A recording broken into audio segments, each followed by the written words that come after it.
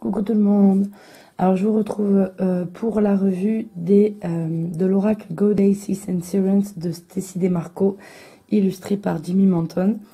Alors vous allez avoir pour pas mal de revues le même décor derrière, tout simplement parce que aujourd'hui j'ai une journée plus ou moins, on va dire, calme, c'est-à-dire que c'est une seule journée où ça fait longtemps que je ne m'étais pas retrouvée toute seule chez moi. Et donc du coup je profite pour pouvoir passer ces petits moments avec vous et faire toutes les revues que je n'avais pas faites. Donc j'ai la voix un petit peu cassée, je suis désolée, je suis enrhumée. Disons qu'en ce moment le temps est un petit peu fou, il fait très très chaud, le lendemain il fait froid et puis très très chaud. Donc du coup on s'enrhume. Alors cet oracle est original en fait c'est une première partie de deux oracles en fait, parce qu'ici on a un oracle qui est consacré aux femmes, tout ce qui est féminin sacré on va dire, et vous allez avoir le corollaire en fait sur Gods and Titans qui est fait par les mêmes illustrateurs et auteurs, qui concerne en fait le côté masculin. Donc celui-ci je ne l'ai pas encore, il est dans ma wishlist et je vais essayer de me dépêcher de le prendre parce que je m'aperçois qu'il est de moins en moins disponible et je voudrais pas qu'il me passe sous le nez et devoir ensuite chercher à me le procurer à un prix abordable en occasion. Donc on a une boîte en dur, le classique qu'on a quand on achète des oracles, et on nous dit qu'on a 40 cartes et un guidebook de 176 pages. Donc retourner dans un temps où le féminin était honoré et sacré, et retrouver l'expérience en fait du pouvoir du féminin en fait divin, le côté divin féminin, à travers les légendes des déesses, des héroïnes et autres femmes de pouvoir à travers le monde.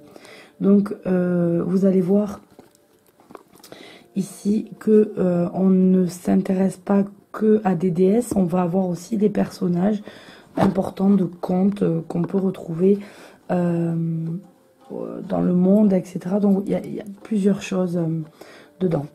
Donc quand on ouvre la boîte, on a de la taille de la boîte le guidebook.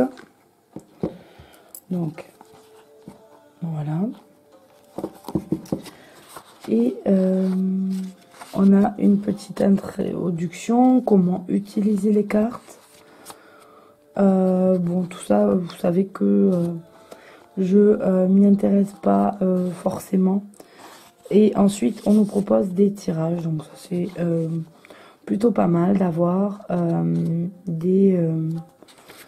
quelques tirages originaux qui nous sont proposés. Et ensuite, on s'intéressera aux cartes. Donc les cartes n'ont pas de numérotation. Les cartes n'ont pas de numérotation, elles sont classées normalement par ordre alphabétique. Donc quand vous recherchez dans le livre, il faut s'intéresser à l'ordre alphabétique. Vous allez avoir le nom de la carte ou de la déesse qui est dessus, le mot-clé qui s'y rapporte, une petite phrase, et ensuite on vous explique pourquoi on a mis cette personne-là, quel est le message qu'elle passe, quel était son rôle, dans quoi elle se fonde, c'est-à-dire quel panthéon, quelle est son origine. On va avoir les symboles qui s'y rapportent. Et ensuite, on va avoir un côté plus, on va dire, magique, qui est dans l'invocation, plutôt dans la méditation, avec cette déesse, avec, voilà, ils disent une invocation pour une sorte de rituel, en fait, pour l'invoquer. Donc, on a le message, en fait, qui se retrouve plutôt ici. Donc là, si on l'a à l'envers, on aura ce message-là. Donc voilà pour le livre, et puis vous allez avoir la même chose pour toutes les cartes du jeu. Et vous avez donc ensuite un glossaire des noms utilisés, noms, ou non utilisés, mais disons qui se rapportent à l'univers du jeu, puisqu'il n'y a pas autant de cartes, mais on a voilà la façon de le prononcer, et ensuite on a un petit peu, en gros, pour situer où était ce dieu ou cette déesse dans le panthéon. Et ensuite on a un petit mot sur l'auteur et un petit mot sur l'illustrateur. Donc voilà pour ce qui est du guidebook. On a ensuite les cartes qui sont dans cette pochette. Alors à noter ce qui est pas mal, parce qu'il y a beaucoup d'oracles où les cartes se baladent un petit peu dans la boîte. Là il y a quand même un bord, et donc du coup elles sont quand même maintenues, donc c'est bien, ça abîme moins les bords des cartes. Donc là encore, je les ai pas classés, mais ça n'a pas d'importance au niveau de la structure du jeu. Donc voilà, on a le dos des cartes dans un ton, là vous le voyez, vous peut-être un peu plus orangé, moi un peu plus tirant sur le jaune. Mais c'est vrai que là on n'a pas forcément un éclairage très très lumineux. Donc voilà, on peut tirer à l'endroit, à l'envers, et on n'a pas de brillants sur la côte. Souvent dans les jeux américains, il n'y en a pas. On en a plus quand c'est les éditions chez nous en fait. Et on va avoir cette carte où le bord est simplement un peu plus clair au niveau ici du cadre, mais sans avoir un cadre bien marqué. Et on a donc le nom de la carte et son mot-clé en bas. Donc c'est pas gênant, et je trouve qu'on a une grosse image après du coup et quelque chose d'intéressant. Donc là ici on a la déesse égyptienne Hathor, voilà, avec son ventre de femme enceinte. Alors c'est original aussi la façon de les avoir illustrés, puisque on n'a pas comment dire, son symbole ou l'équivalent animalier qu'on pourrait avoir d'habitude. Par exemple, Hathor normalement est la déesse à la tête de vache. Ici, il faut faire attention, voilà, ils sont sur les côtés. Vous voyez ici, des vaches sur les côtés.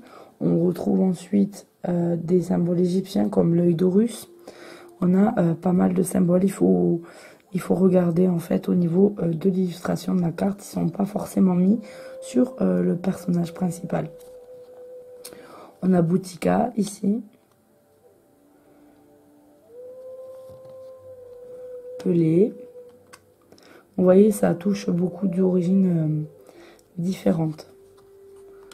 Aphrodite. On a un côté quand même à chaque fois dans ces illustrations de Jimmy Manton de guerrier, un petit peu de guerrier. Vous voyez, Aphrodite ici est quand même à côté de soldats, enfin de guerriers, alors que Aphrodite étant la déesse de la beauté et de l'amour, on la verrait peut-être plus dans quelque chose de doux, de romantique. Amaterasu, donc là on est du côté asiatique, on voit les cheveux, la coiffure, le sabre. Lakshmi, ici on est dans le panthéon hindou.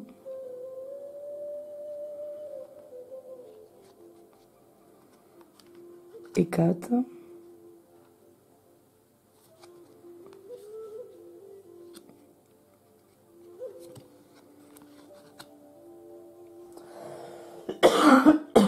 Excusez-moi.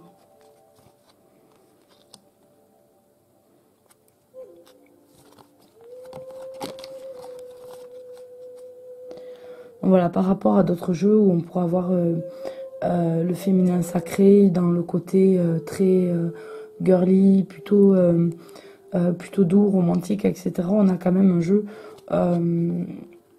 illustré. On voit que l'illustration déjà est faite par un homme, et du côté voilà très guerrier, sanguin, par rapport à ce qu'on pourrait avoir peut-être si ça avait été une femme. Et donc du coup, quand vous achetez son corollaire masculin, vous avez le même dos et vous avez le même type d'illustration exactement avec les mêmes couleurs. Et donc du coup les deux jeux peuvent se mélanger quand vous faites un tirage. Donc ça je trouve ça vraiment pas mal. Pas mal du tout même.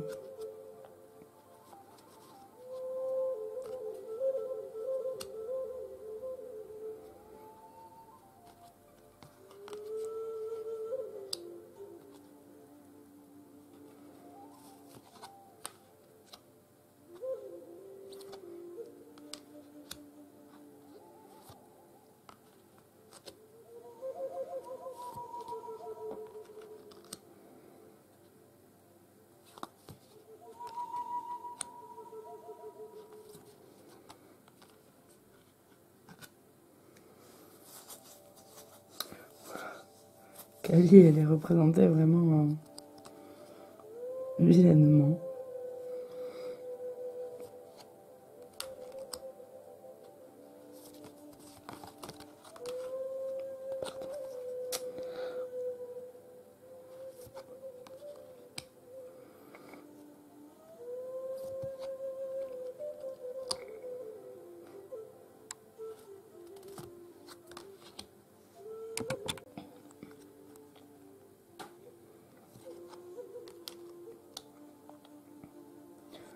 C'est aussi des façons d'illustrer assez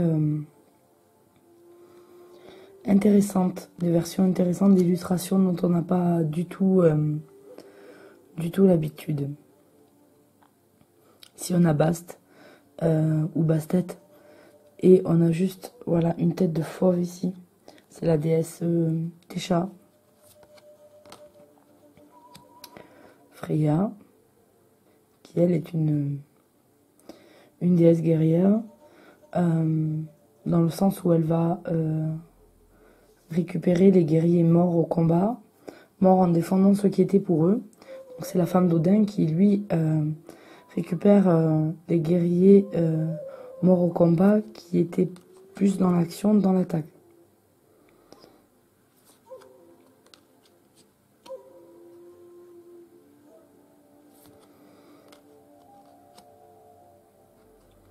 Donc si on a des personnages jeunes, on a aussi des personnages un peu plus vieux. Et on finit par Brigitte. Voilà, donc vous voyez que ça touche quand même pas mal d'univers différents. Et c'est un jeu voilà, assez intéressant. Je m'en sers pour tirer la carte du jour. Assez souvent, le matin. Je mets toujours un jeu dans mon sac en fait pour tirer la carte du jour. Je garde le petit Lenormand aussi parce qu'il prend pas beaucoup de place. Et donc le matin quand j'ai plus de temps, je prends l'oracle qui me parle et je l'embarque avec moi et je tire ma carte du jour plus ou moins vers la pause déjeuner. Quand j'ai un petit peu de temps, disons 10 minutes. Donc voilà pour cette revue. Je vous retrouve tout bientôt pour une nouvelle vidéo. Bye bye.